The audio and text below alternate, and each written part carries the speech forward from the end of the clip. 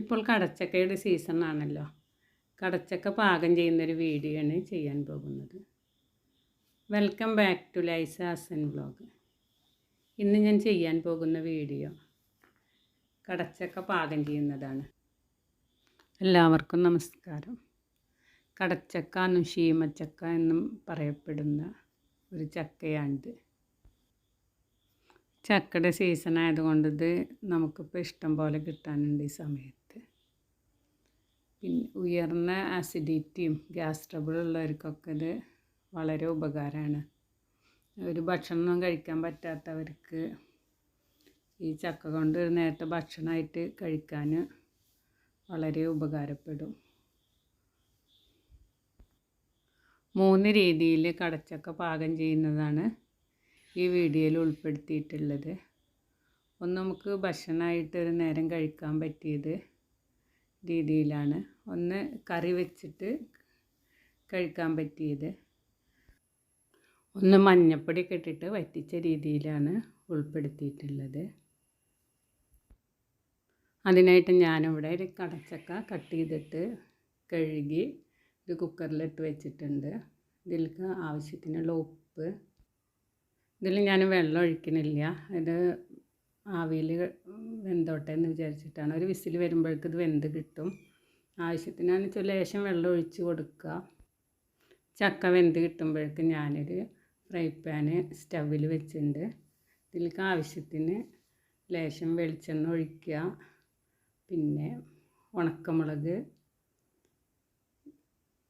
പിന്നെ അതേപോലെ ഉള്ളി രണ്ടും കൂടെ ചതച്ചിട്ട് ഇതിലേക്ക് ഇട്ട് കൊടുക്കുക.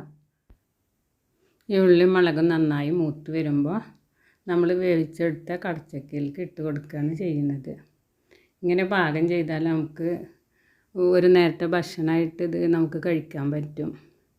അപ്പോൾ ഞാനിത് ഇങ്ങനെ പറയാൻ കാരണം, ഒരു ഉയർന്ന അസിഡിറ്റി ഉള്ള ഒരാളുണ്ട്. ആൾ ഇതേപോലെയാണ് കഴിക്കാറ്. ഒരു ഭക്ഷണവും കഴിക്കാൻ പറ്റില്ല, കഴിക്കുമ്പോഴൊന്നും ബുദ്ധിമുട്ടാണ്. അപ്പോൾ അതുകൊണ്ട് ഇത് കുറേ പരീക്ഷിച്ചതാണ്. അതാണ് ഞാൻ ഇത് പ്രത്യേകം എടുത്ത് പറയാൻ കാരണം. നമുക്കിഷ്ടമുള്ള രീതിയിലൊക്കെ നമുക്ക് പാകം ചെയ്ത് കഴിക്കാവുന്നതാണ്. ഇനി മറ്റുള്ള രീതിയിൽ നമ്മൾ പാകം ചെയ്തത് നമുക്കൊന്ന് കണ്ടു നോക്കാം.